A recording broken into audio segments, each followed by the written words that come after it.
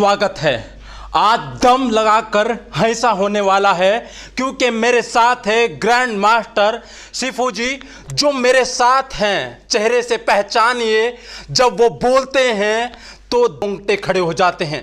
वो जिस प्रकार से अपनी बात रखते हैं और जो भी बात रखते हैं, भगत सिंह की बात हो या देश की लड़कियों की बात हो, हर चीज़ को सोच समझ कर बोलते हैं।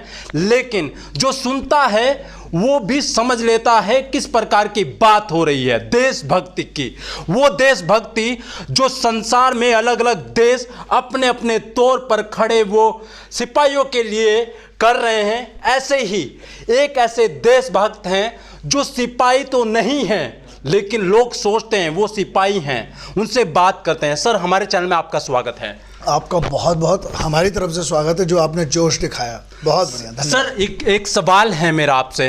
आप उत्तराखंड में आए हैं एबीवीपी के कार्यक्रम में, कल आपका लेक्चर होने वाला है। जेआरडी में कॉलेज में कार्यक्रम होगा, सब लोग पहुंचे और इनका कार्यक्रम अटेंड करें।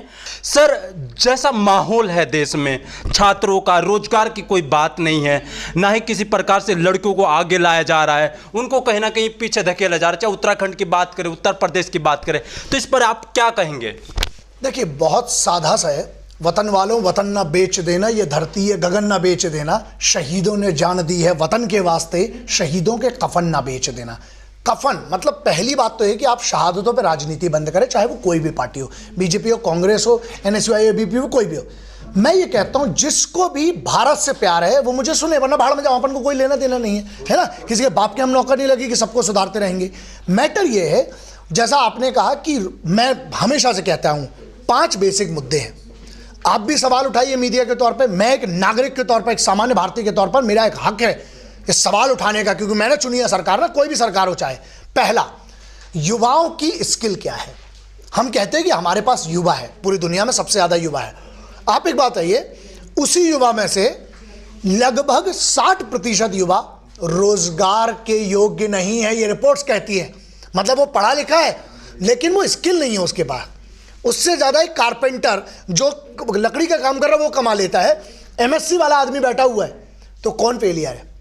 पहला, स्किल्ड कितने लोग हैं। दूसरा एक मुद्दा है मेरा, महिलाओं की सुरक्षा की क्या सिर्फ बात ही होती रहेगी?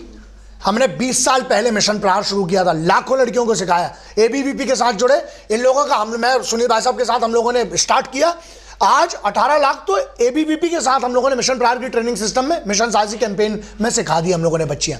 ठीक है, हमको बदलाव करना पड़ेगा। अब वो बदलाव कैसे होगा? जब हम जिम्मेदारी लेंगे, जब हम सवाल पूछेंगे और सवाल के जवाब मिलेंगे। पहला क्या रहा अपना, स्किल कितनी है युवाओं के पास।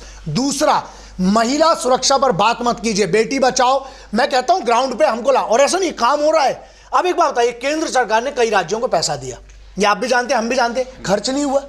तो यार ये नियत की गड़बड़ी कि कौन खा रहा है ये पैसा। अच्छा, जिन लोगों ने उस पैसे का उपयोग नहीं करा, क्या वो सस्पेंड होना चाहिए कि नहीं?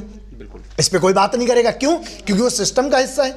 लेकिन उस चक्कर में मेरी और आपकी बेटी शिक्षा लेने से रह गई ना।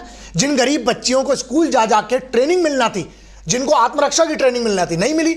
या फिर बेटी बचाओ का मेन मुद्दा नहीं, बेटी बचाओ का मुद्दा यह था कि भ्रूण हत्या बंद हो। सबसे पहले उसमें बहुत बड़ा डेवलपमेंट हुआ, क्योंकि मैं डेटा पढ़ता हूं।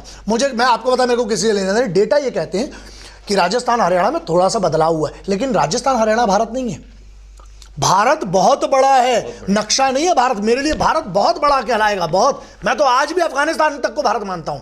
जहां जहां अशोक का साम्राज्य था, मैं आज भी उसको भारत मानता हूं। हमें वापस नहीं ले सकते हम, लेकिन उनसे संबंध करके वर्चस्व तो बना सकते। तीसरा मुद्दा, मेन इंपॉर्टेंट, आप लौंडों को, अब इसको आप जो भी करो बीप कर लेना, लौंडों को क्यों नहीं हम सिखाते कि महिलाओं का कैसे सम्मान करना चाहिए? हम क्यों लड़की को हर बार जिम्मेदार दें कि तेरे कपड़े जिम्मेदार हैं? यार, किस टाइप का समाज हम बन गए? अच्छा, एक बात बताइए, पुरानी जो महारानियां होती थी वो भी तो कपड़े इसी टाइप के पहनती थी। अगर आप इतिहास उठा के देख लो,